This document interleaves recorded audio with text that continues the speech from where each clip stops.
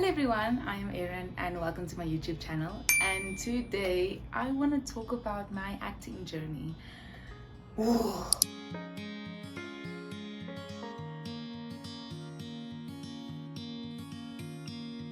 So my journey actually started back in grade 3 when I went to new school and my teacher was like, hey, you're the new kid, go join that girl and be friends, be merry. So yeah, and this one day the girl I was friends with, she went to like her extracurricular activity and I was like, oh, I don't have any other friends, so let me join you. And I went with her and it happened to be acting, like drama class. And safe to say, when I walked in, I was like, what is this? I'm seeing kids doing like poetry, poems, limericka. What's that in English? Limericks? I think it's limericks. And stuff like that, like very I Stateford, like you're standing on stage going, the dog is blue, written by Erin Patience. No, like that kind of thing. And I just fell in love, and safe to say I haven't left acting and drama class since then. Then yeah, just like throughout my primary school I've been doing that, and I was enamored. It was my favorite thing, honestly, besides hockey. But yeah, like drama class really was like my thing. We come all the way to grade 10 when I went to Broadway camp, and this is my first time actually dancing and singing, but I was like, hey, I like it, let's try it. Didn't specialize or train in it, but in the moment it was fun. And after one of our like big nights, the international speaking person came to me and my mom, and he's like, hey, are you Erin's mom? And my mom was like, yeah.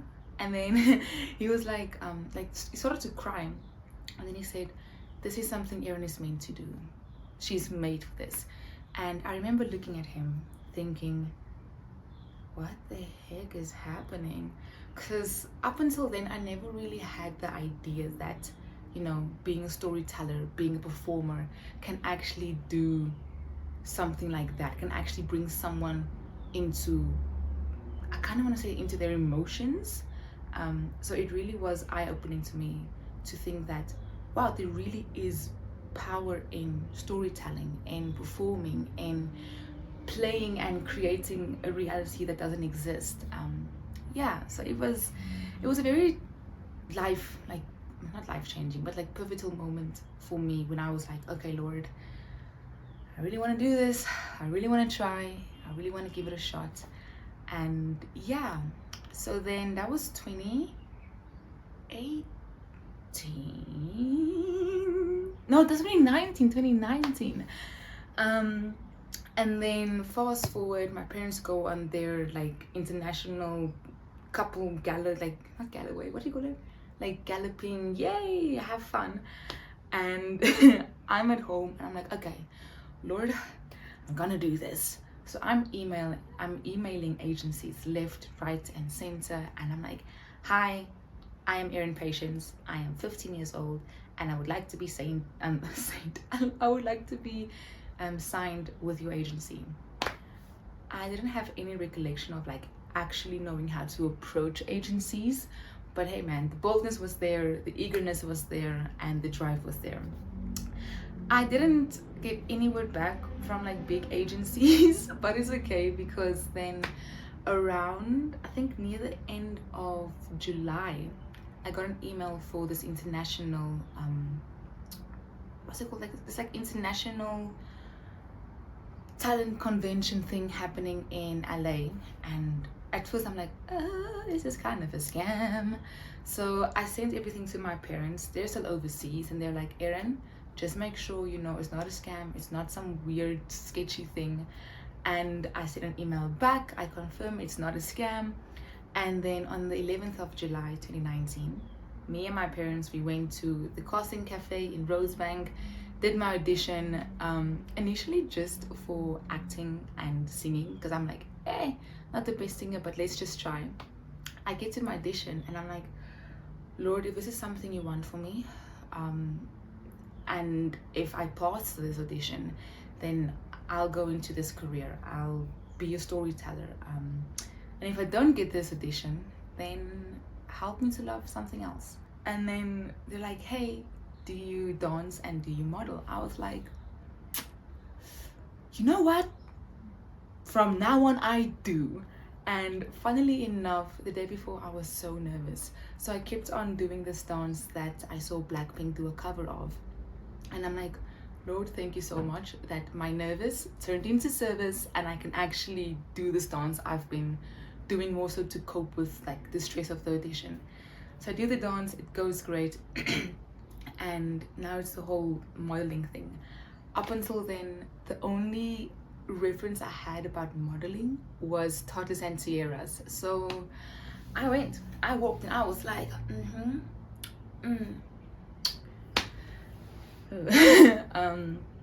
yeah, long story short, I got the audition and I was like, oh my word, Lord, this is happening.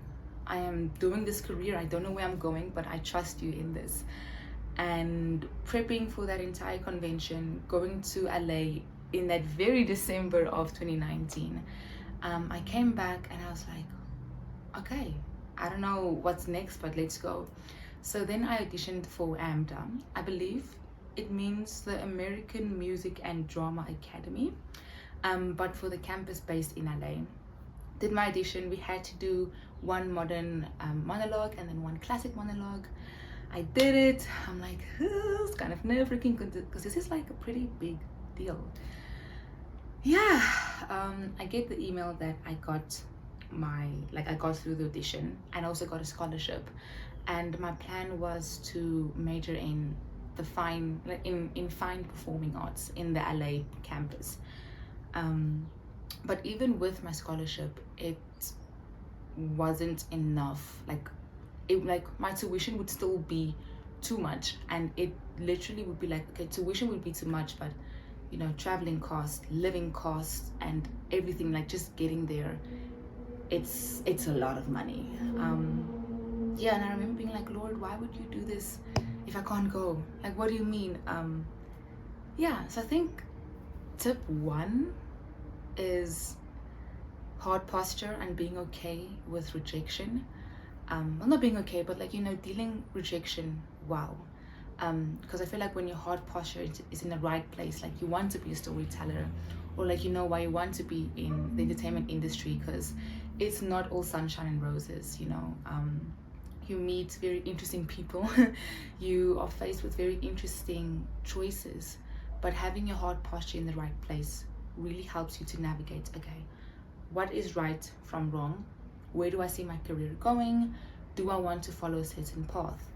And then secondly, my tip would be is dealing rejection well and disappointment, because yeah, there's something about, you know, bearing your soul in a performance and then, you know, just having people be like, boo, tomato, tomato, tomato, boo, and walking off being like, okay, it's not an attack on my character, it's not an attack on my personhood, but how do I take what they're saying and make it constructive criticism, which to this day I'm still struggling with, but I think I'm dealing with it better than what I did obviously when I was like 16. So fast forward, it is COVID, like lockdown COVID time, and I started homeschooling because I was like, Mom, Dad, I'm sick of high school. And they were like, okay, cool, what's your plan? So my plan was to do my Chesapeake test and still move to America in some way, shape or form. And then COVID struck, and yeah, life got a bit difficult, mentally and emotionally and all of the other Elise. So in July 2019, on the 4th actually, I went for my audition for Poly, and I was like, hey, don't know what the small place is, but I'm gonna try. And I remember in my audition, our MD, he was like, so Erin, what books do you read? I look at him, I smile brightly, and I'm like, I read the Bible. And he's like, oh, you're one of them? Okay, we're gonna have to work on it. And me being naive, I was like, I don't know what it means, but yeah, sure, good, we move. And in that, after like my actual audition and the interview, they were like, you know, usually we give people like 2 weeks to figure everything out, but yeah, you're in. And I remember being like, oh my word, being accepted at this, like in the moment. I have a plan to at least study performing arts as well. And essentially my first year at Poly was just supposed to be a gap year. I am still there, guys. It's my second year in my second course, but I love the place. And I'm really grateful that being placed in an incubation where you learn a lot, in depth and a lot. Yeah, so then it was just a whole mission about finishing my homeschooling and everything. So then when 2021 came around, I was still writing my GED tests in beginning January. So then when I passed my last GED test, that 2 weeks later, I was a first year student and I was only 17. So I think I would say tip number 3 is keep going, keep persisting, be consistent. Know the why, because know the why behind why you're doing this. Know the why behind why you're moving in this. For me, I was like, Lord, I believe this is where you called me to be. I've been seeing how my life panned out. I trust you with this. I trust you with my career. So yeah, Jesus, wherever your spirit leads me, may I go, and may I go well. Even if I stumble, even if I fall, how do I do this well and to glorify you? And I feel like for I feel like for people, you know, it is different. Like, it's different. You know, we all have our reasons, but when your mind and when your heart and when your soul and when your spirit is in the right space, then I feel like it makes the journey, even though it's difficult, it makes it so much more like promising when you know, okay, I know that I know at the end of all of this, everything will make sense. So yeah, first, second and third year, just being trained in screen acting, stage acting, film acting, television acting, voice work, writing, physical theater. And yeah, it really just grew my love for performing arts even more. So then in my third year, it was quite difficult because I felt like I was sowing seeds in various spaces. And I mean, like, writing for radio, I mean actual radio work, stage acting, screen acting, like sowing all of these seeds, but going throughout my third year being like, nothing is happening. Why is nothing happening? But knowing that when you sow seeds, you won't see immediate results, but you have to trust that those seeds, they're laying deep in the foundation, they're growing to whatever they need to, so that the deeper the root, the higher the plant. And yeah, that is exactly what happened last year. I was really trusting God for a harvest in all of my career choices, because I was like, Lord, it's difficult when you see, you know, like friends that you support, but you know, their careers are starting, they're booming, they're doing things, and you're like, what is happening? So really also just, you know, getting out of a prideful and entitlement mindset, and obviously also hurt and confused mindset, and being like, it's difficult, but I know the seeds I'm planting will work. So then when last year came around, it was crazy because the first few months of 2024, hectic team guys, and I mean, like, what the heck? But then podcast work came in, work with radio came in, Addis here and Radio Pulpit came in, which I'm so grateful for, because I actually really do like radio work as well.